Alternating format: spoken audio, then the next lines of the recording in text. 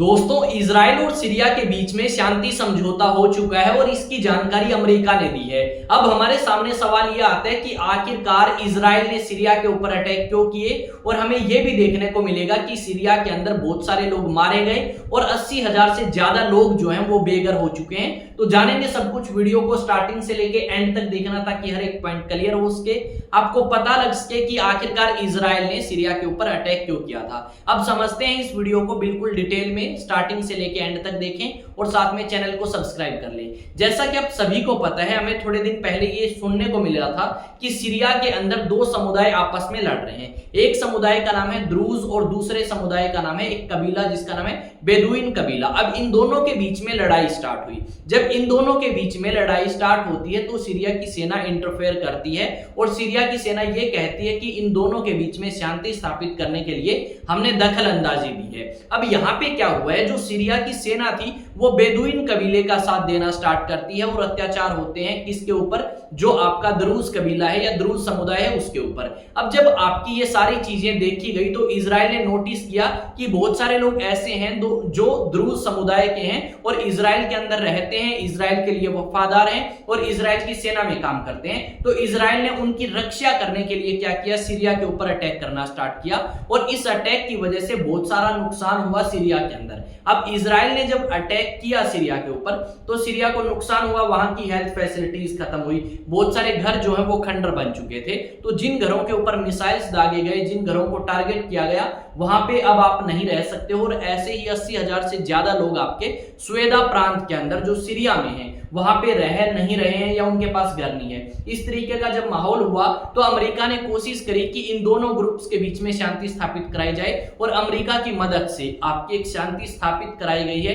एक शांति समझौता जो है वो हो चुका है इजराइल और सीरिया के बीच में। और साथ में जो ये ग्रुप्स थे बेदुइन कबीला और द्रूज समुदाय, इन्होंने भी हथियार जो हैं वो डाल दिए हैं और शांति की तरफ इन्होंने बढ़ना स्टार्ट कर दिया है। अगर आप बात करें द्रूज समुदाय की तो काफी कम संख्या में, यानी दुनिया भर के अंदर आपको सिर्फ लगभग 10 लाख लोग मिलेंगे जो द्रूज समुदाय का हिस्सा है। अब जो द्रूज समुदाय है उनका मानना यह है कि चाहे आप बात करें पैगंबर मोहम्मद की, चाहे आप बात करें ईसा मसीह की और चाहे आप बात करें किसकी, आपका जीसस की, उन सभी का जो जन्म है या उनका जो ओरिजिन है वो कहीं ना कहीं एक जगह से ही हुआ है। इस तरीके की सोच ये आपके द्रूज समुदाय के लोग रखते हैं। यहाँ पे अगर आप अलग अलग न्यूज आर्टिकल्स देखोगे तो इन न्यूज आर्टिकल्स में यही बताया गया है कि जो आपका मिडल ईस्ट है वहां पे शांति स्थापित करने की कोशिश करी गई है और पिछले कई दिनों से, या फिर आप कह सकते हो पिछले 2-3 साल से हमें वहां पे अशांति देखने को मिलेगी। पहले इजराइल ने अटैक किया गजा के ऊपर। गजा के ऊपर अटैक इसलिए किया क्योंकि जो हमास नाम का संगठन है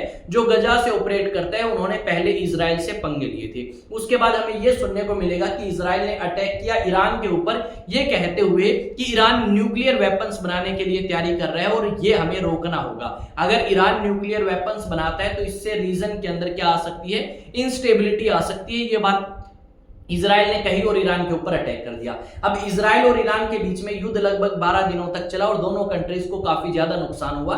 इस युद्ध को रुकवाने में सबसे ज्यादा इंपॉर्टेंट भूमिका अमेरिका के राष्ट्रपति अमेरिका ने निभाई थी और ये युद्ध 12 दिन के बाद शांति समझौते की तरफ पहुंचता है। उसके बाद हमें यह सुनने को मिलता है कि सीरिया, जहां पे पहले बशर अल असद पावर में थे, उनको हटाया गया और उसके बाद एचटीएस संगठन जो है उसके नेता यहाँ पे पावर में आए थे। जो एचटीएस संगठन है वो पहले एक आतंकवादी संगठन था अमेरिका की नजर के अंदर और उसे आतंकवादी संगठन का स्टेटस भी दिया गया था। पर जैसे ही एचटीएस संगठन के लीडर पावर में आते हैं तो उसको आतंकवादी संगठन से भी हटाया गया और सीरिया की काफी ज्यादा मदद करने की कोशिश करी गई और एक डेमोक्रेसी स्थापित करने की बात जो है वो सीरिया के अंदर करी अमेरिका ने भी, इजराइल ने भी। अब इजराइल ने भी साथ दिया था किसका, एचटीएस संगठन का, ताकि वो बशर अल असद को हटा सके। क्यों हटा सके, क्योंकि यहाँ पे बशर अल असद जो है इसकी मदद कर रहे थे रशिया के राष्ट्रपति और साथ में ईरान। तो इन दोनों कंट्रीज से इजराइल भी चिढ़ता है और अमेरिका भी, इस करके उसको वहां से हटाया गया और फिर वो रशिया के अंदर शरण लेते हैं। यानी पिछले कुछ सालों से हमें इस क्षेत्र के अंदर आप कह सकते हो शांति देखने को नहीं मिलेगी और इसी तरीके की चीजें आप लगातार इस क्षेत्र के अंदर देख सकते हो। यहाँ पे बेघर हो चुके हैं लोग, बहुत सारे लोग मारे जा चुके हैं बहुत सारे लोग ऐसे हैं जिनके पास हेल्थ फैसिलिटी नहीं है, बहुत सारे लोग ऐसे हैं जिनके पास खाने के लिए अनाज नहीं है। रिसेंटली हमें ये सुनने को मिला था कि जो गजा के अंदर कुछ लोग क्या कर रहे थे, खाने की तलाश में जा रहे थे या फिर खाना जहां पे बांटा जा रहा था वहां पे पहुंच रहे थे और उसी समय इजराइल अटैक करता है और लगभग 32 से 33 लोगों की मृत्यु हो चुकी है।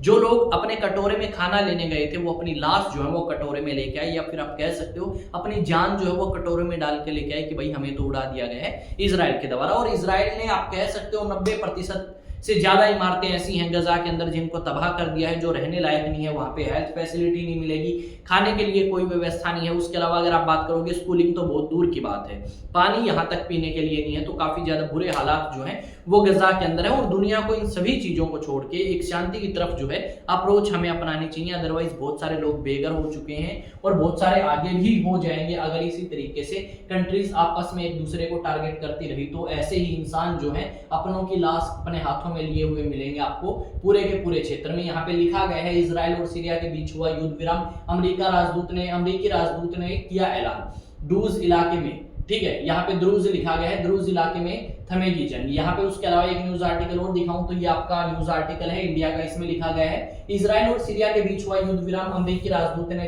की घोषणा। नीचे लिखा गया है इजराइल सीरिया सीजफायर, अमेरिकी राजदूत के अनुसार इजराइल और सीरिया सीजफायर के लिए सहमत हो गए हैं। इजराइल के प्रधानमंत्री बेंजामिन नेतन्याहू और सीरिया के नए लीडर अहमद अल शरा ने युद्ध विराम पर सहमति जताई है, जिसका जॉर्डन और तुर्की ने भी समर्थन किया है। राजदूत टॉम बैरेक ने सीरिया के लड़ाकों से हथियार न उठाने की गुजारिश की है और शांतिपूर्ण भविष्य की ओर बढ़ने का आग्रह किया है। इस तरीके के न्यूज आर्टिकल्स हमें बहुत सारों या दर्जनों न्यूज आर्टिकल्स जो हैं वो देखने को मिल सकते हैं। यहाँ पे क्या बात है, ये जो आपका शांति समझौता किया है, इस शांति समझौते का पूरा समर्थन जो है वो तुर्की ने भी किया है और जो आसपास की नेबरिंग कंट्रीज है उन्होंने भी किया है, क्योंकि वो कंट्रीज भी चाहती हैं कि रीजन में स्टेबिलिटी आए, फॉरेन इन्वेस्टमेंट आए, ताकि लोगों को रोजगार मिले, इंडस्ट्री सेटअप करी जाए। अगर इसी तरीके से अटैक होते रहे तो यहाँ पे कोई फॉरेन इन्वेस्टमेंट नहीं आएगी, कोई रोजगार नहीं मिलेगा, बल्कि जो रोजगार कर रहे हैं उनका भी रोजगार छीना जा सकता है। क्योंकि इसी तरीके से अगर अटैक हुए तो कभी फैक्ट्रीज को टारगेट किया जाएगा, कभी इंडस्ट्रीज को टारगेट किया जाएगा, कभी पब्लिक बिल्डिंग को, कभी हॉस्पिटल्स को, कभी स्कूल्स को। तो बहुत ज्यादा नुकसान जो है इन युद्ध की वजह से होता है। उम्मीद करता हूं कि इस क्षेत्र के अंदर स्टेबिलिटी आएगी और दुनिया जो है वो तरक्की की तरफ बढ़ेगी, ना कि युद्ध की तरफ और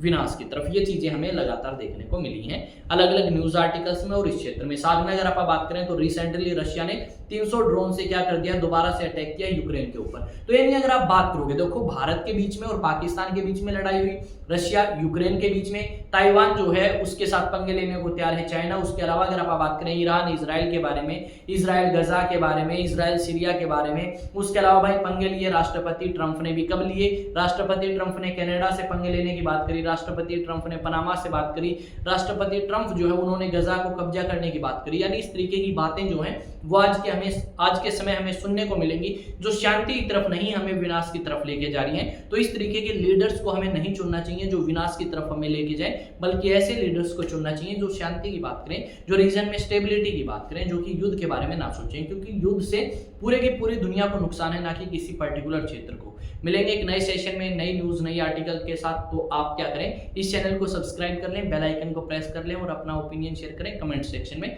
पॉजिटिव ओपिनियन। मिलेंगे नेक्स्ट वीडियो में। जय हिंद, जय भारत।